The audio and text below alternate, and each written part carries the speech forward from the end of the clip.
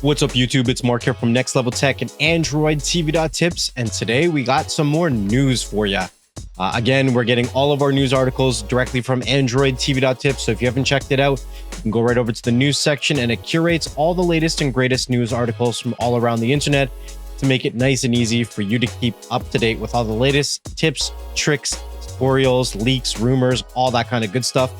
And as a reminder, guys, there's about 60% of you guys that are watching these videos every day that are not subscribed yet. So if you're not going to subscribe, drop me a comment down below and let me know what's holding you back.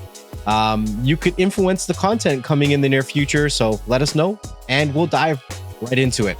So there's an article. There's actually a couple articles. So Disney's CEO teases a hard bundle of Disney Plus and Hulu. And there's another article over here from the nxtlvl saying Disney CEO Bob Chapek, next gen storytelling coming to Disney Plus, possible combination of Disney Plus and Hulu. So kind of what they're both talking about here is that there's something called a soft bundle and something called a hard bundle. And a soft bundle would just be you getting separate apps. So if you got the bundle with Hulu and Disney Plus, separate apps, but you're getting it together, paying under one roof, one price, that's what you consider a hard bundle. But Disney CEO is saying that in the future, potentially 2024, we could be seeing a hard bundle in regards to Disney Plus and Hulu, meaning that Disney Plus would absorb Hulu all under one roof and one app. So we'll dive into that. So they're saying that the current soft bundle is so confusing that they have an ad campaign to explain it. And honestly, it's brutal because there's so many different price points, so many different tiers, especially with the ad supported tier coming out shortly at the end of the year, right? So it gets really confusing. You can get this with ads, you can get that with ads, you can get all without ads, you can get all with ads. It's just a mess, right? So what they're saying is that I guess potentially that this could happen as early as 2024. So this isn't going to happen anytime soon. But the real big thing holding them back is the two companies are debating on what Hulu is actually worth. So Comcast is claiming that the value of Hulu is $70 billion. And as it stands right now, Hulu is evaluated for about $27.5 billion. So Disney's trying to buy it for the current evaluation, and Comcast is saying we're worth, 3 times that. So they got to come to some kind of agreement. And if they do, then by 2024, 2025, we could see all of this under one roof. And we're not really sure what that looks like yet. This is all speculation, but this is actually coming directly from the CEO's mouth that he would like to see it all under one roof. Does that mean that the prices are going to go up?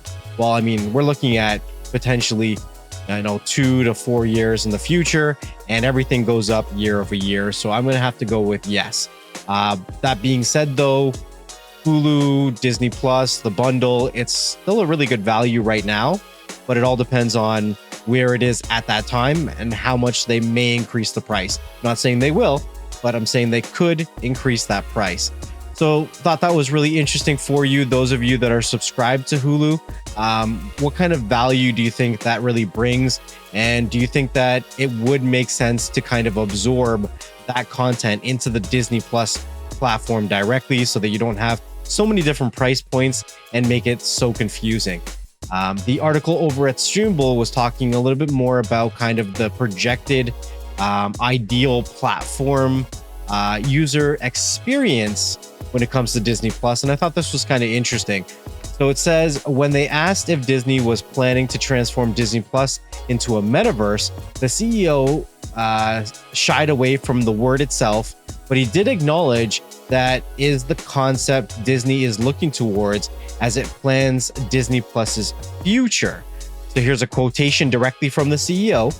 Disney Plus will not only just be a movie service platform, but it's going to become an experiential lifestyle platform, a platform for the whole company to embody both the physical things that you may be able to experience in the theme park, but also digital experiences that you can also go through media. Now, we talked about this in a video last week, talking about Disney Prime and how they're going to have a membership program.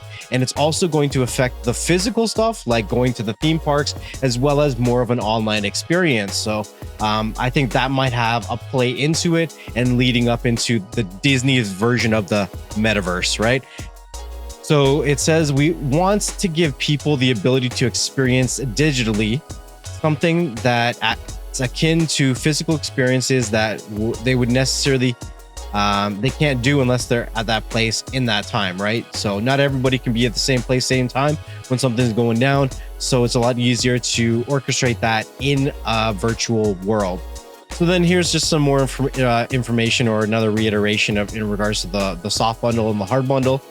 It says, but in order to do that, Disney has to buy the rest of the rights of Hulu from Comcast. Currently, it's set to happen in 2024, but when pressed on whether it could come sooner, the CEO said it's possible, but that depends on the propensity for the other partner to be willing to have a discussion that would bring that to fruition earlier. We would be absolutely willing to do so. So it looks like Disney wants to close on it, but they need to buy the rest of the rights from Hulu and Comcast, and Comcast is kind of saying, I don't know, because the current evaluation, like I said, is about 27 million or billion, and Comcast is saying we're worth 70. So I would think that they would have to cough up more money, and I'm not sure if Disney's willing to do that. But the other interesting thing is, the more time goes by and the bigger the Hulu market grows in category as well as subscribers, that evaluation could go up. So let's say Disney jumps on that deal for 70 billion today. Well, who knows? Maybe Hulu's worth 80 or 90 billion next year, right? So yes, the current evaluation is 27 million, but like I keep saying, the average cord cutter or the average person who's streaming now is becoming more and more common. More and more people are diving into this, and the Disney Plus bundle, including Hulu, is one of the best values out there. So we're looking at getting more subscribers year over year, which would increase the value proposition of that company every single year. And we still have, 2 years until this deal's to close. May be in Disney's best interest to offer a little bit more money to close it this year than next year or the year after. So, I mean, I'm not a financial analyst. I'm not, anybody that knows anything about this stuff. Just, some guesses about, where the future could go when it comes to this stuff, right? We're still in a very, very big growing market. I was looking into some numbers the other day, and if we look at a country like, for example, China's got, 1.4 billion in population, but the majority of their content is streamed through their cell phone.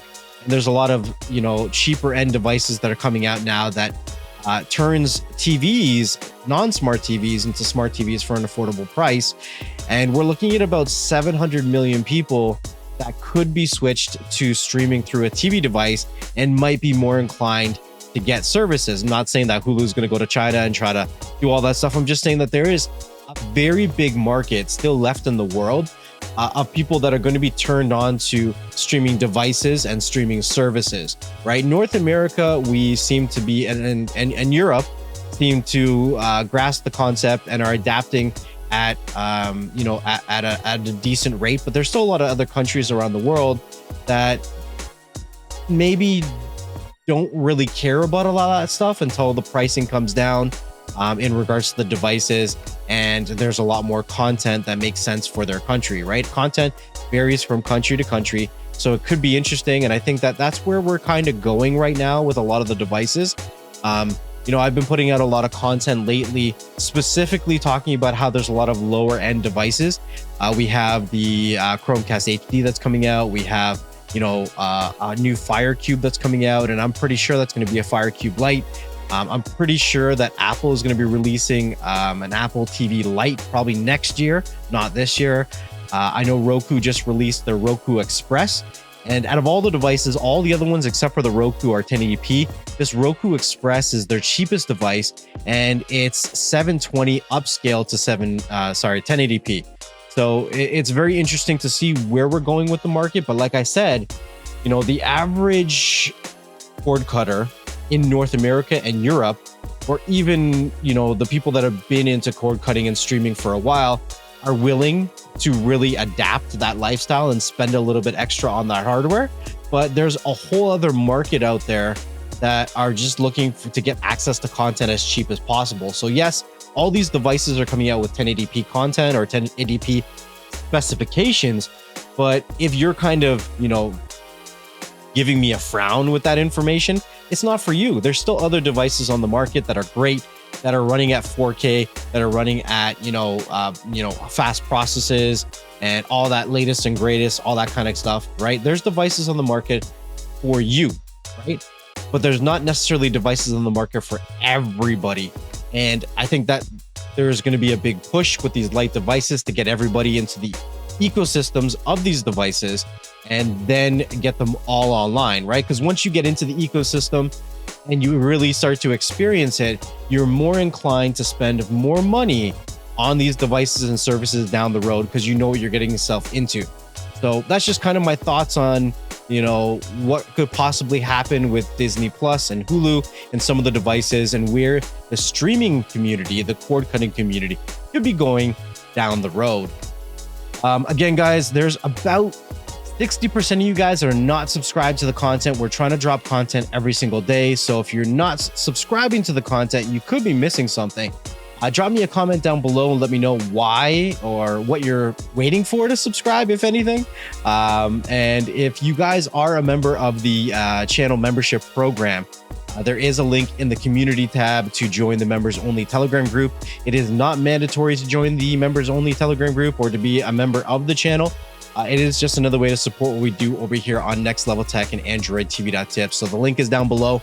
Right beside subscribe, you're going to see join. You click that to join the membership and get access to that kind of stuff. If you're looking to support us in what we do here, there's other ways, such as the PayPal link in the description down below, as well as cryptocurrency addresses.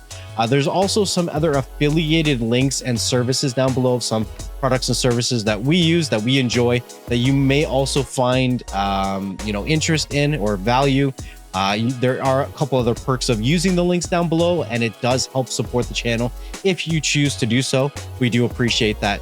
So until the next video, guys, it's been Mark from Next Level Tech, and I will see you guys on the next one. Peace.